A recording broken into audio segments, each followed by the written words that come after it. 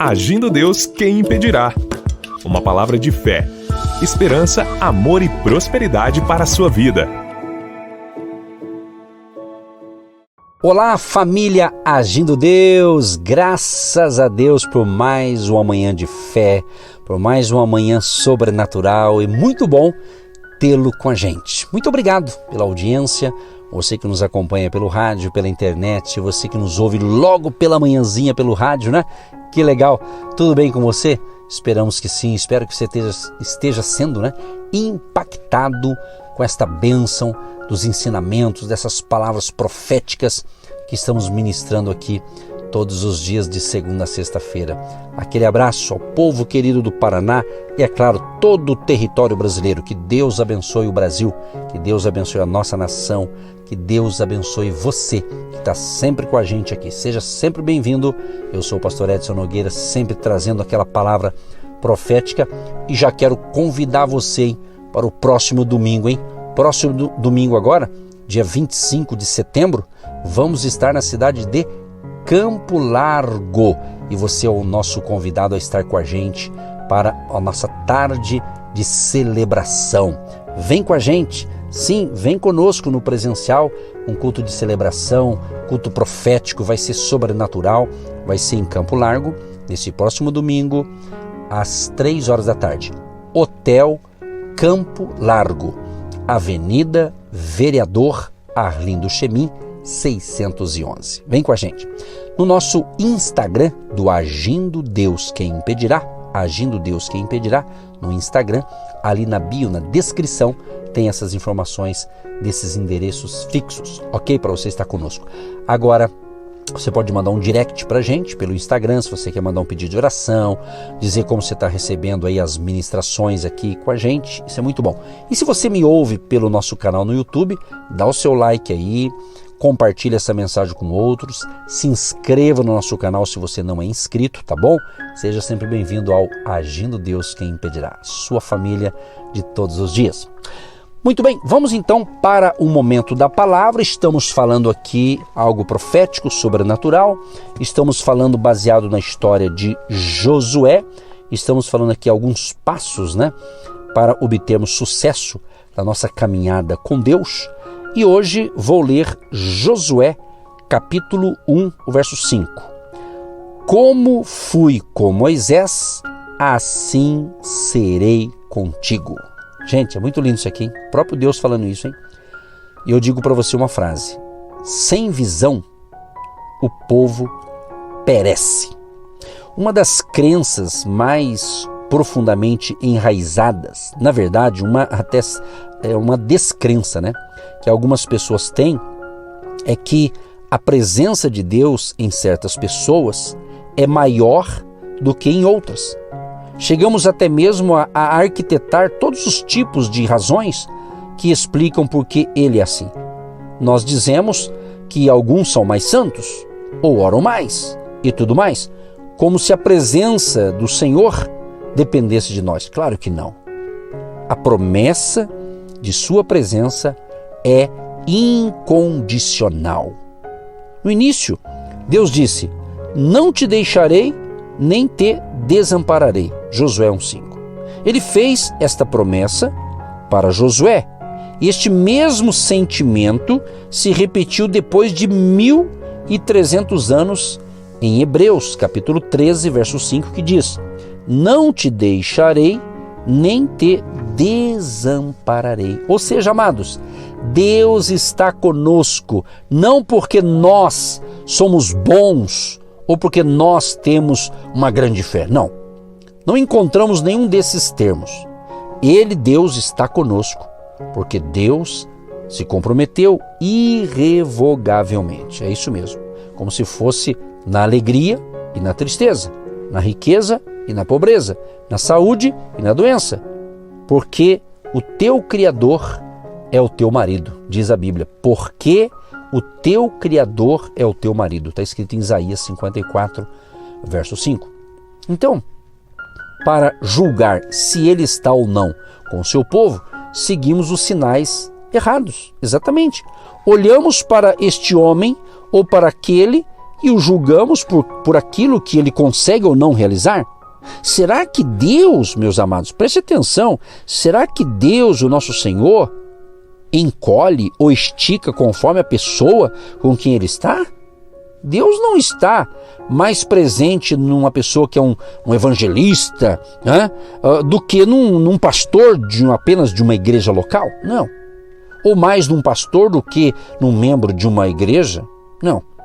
Ele, Deus, não está mais com uma grande igreja do que com uma pequenininha de poucas ovelhas? Não. Ou com Moisés do que com Joé? Não. Preste bem atenção nisso aqui, isso aqui é muito importante você entender. Moisés teve as mais extraordinárias experiências com Deus que algum homem jamais teve.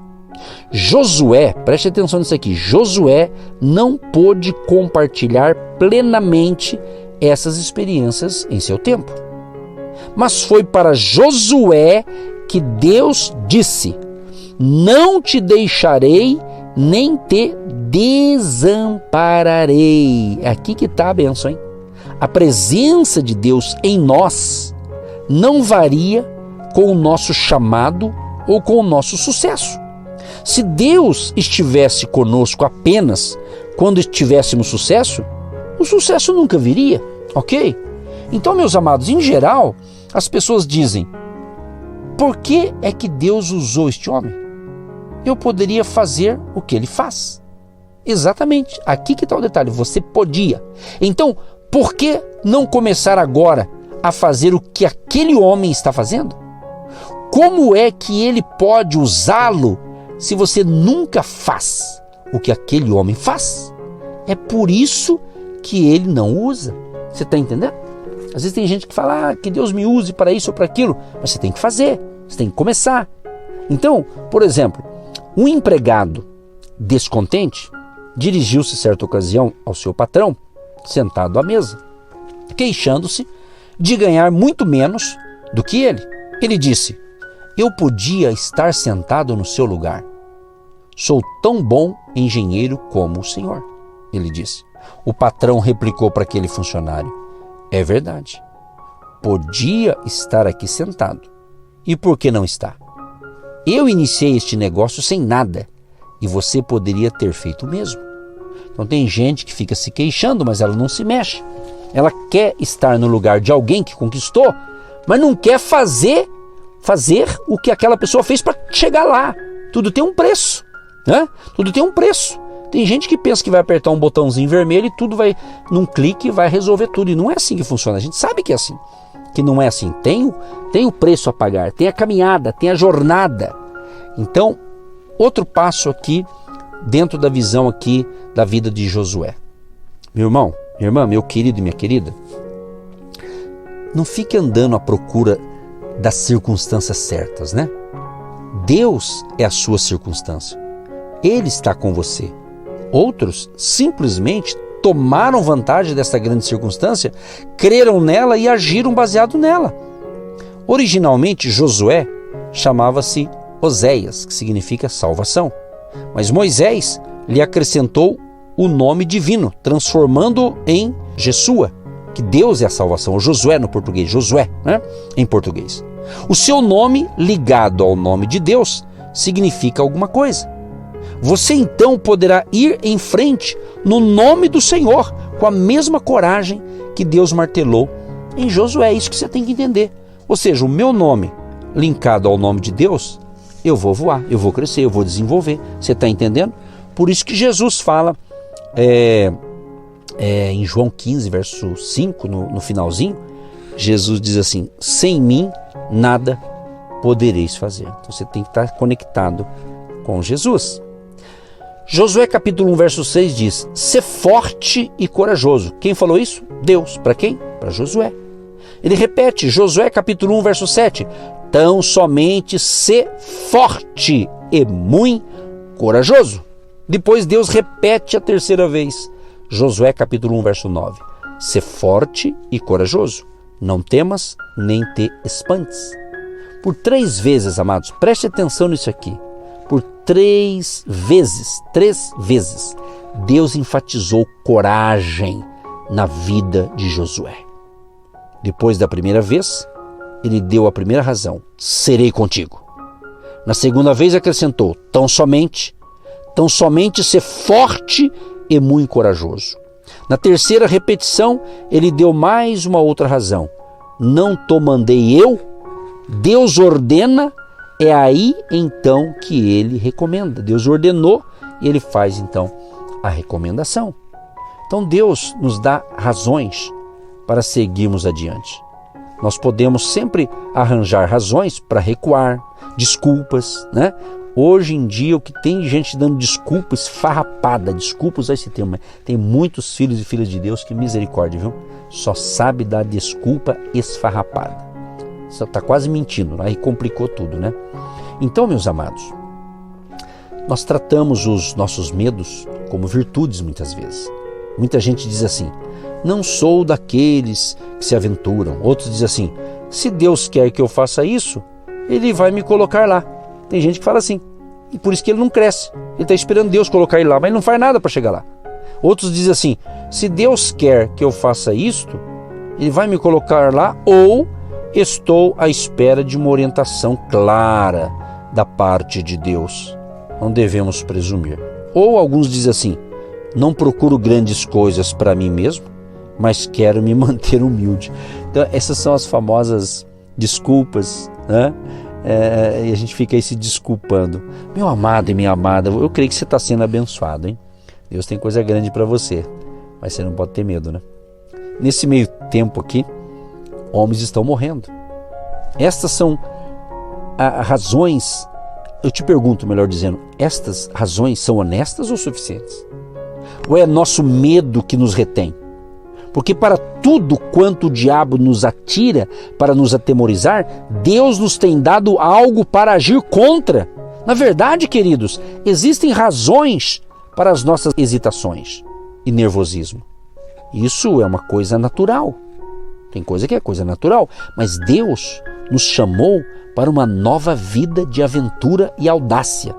Essa é a parte emocionante da vida cristã. Paulo disse que não tinha medo de pregar o evangelho em Roma. Talvez ele estivesse nervoso diante de tal ideia. Tal como aconteceu em Corinto, em temor e grande tremor, diz em 1 Coríntios 2,3. Mas ele não cedeu aos seus sentimentos. Ele, falando aqui no caso de Paulo, né? Ele fez o quê?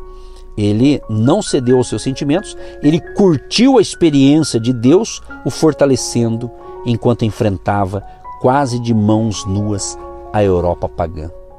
E a gente percebe aqui na Bíblia, nas Escrituras, né, que através das Escrituras Paulo aprendeu como lidar com o medo. Diz a Bíblia aqui: em me vindo o temor, hei de confiar em ti. Salmo 56,3. Mas o justo é intrépido como o leão. Provérbios 28,1.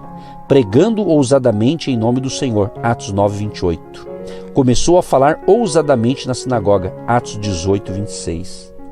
Paulo, durante 3 meses, falava ousadamente. Atos 19,8.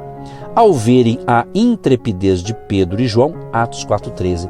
Então aqui a gente vê alguns textos bíblicos como você aprende a vencer o medo. E por último, com intrepidez anunciavam a palavra de Deus, Atos 4,31.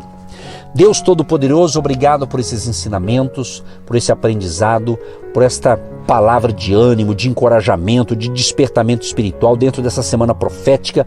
Deus, libera uma unção de aceleramento, libera uma unção de crescimento, de desenvolvimento espiritual, de evolução espiritual, de novas dimensões que estamos alcançando, que o ouvinte cresça na fé, cresça na graça e no conhecimento da Tua Palavra e tenha a sua fé crescida, desenvolvida para novos desafios. A bênção do Pai, do Filho e do Espírito Santo repouse sobre todos que nos ouvem, onde chega esse momento de fé e de palavra, de orações, chega-lhe a cura, a libertação, a salvação, e repreendemos o medo, a insegurança, a depressão, a tristeza e todo o mal bata em retirada agora, em nome de Jesus, e a paz que vem de Jesus reine nos corações hoje e sempre. Amém. Você que se identifica com o nosso ministério Agindo Deus, quem impedirá? E tem interesse em investir uma oferta missionária em nossa programação? Torne-se um agente de Deus. e faça parte dessas pessoas de fé que semeiam com fé e vão colher o que semeiam. Anote: Banco do Brasil, agência 1243-2, conta corrente 68630-1. Que Deus prospere a sua vida. Agindo Deus, quem impedirá? De segunda a sexta, uma palavra para abençoar sua vida.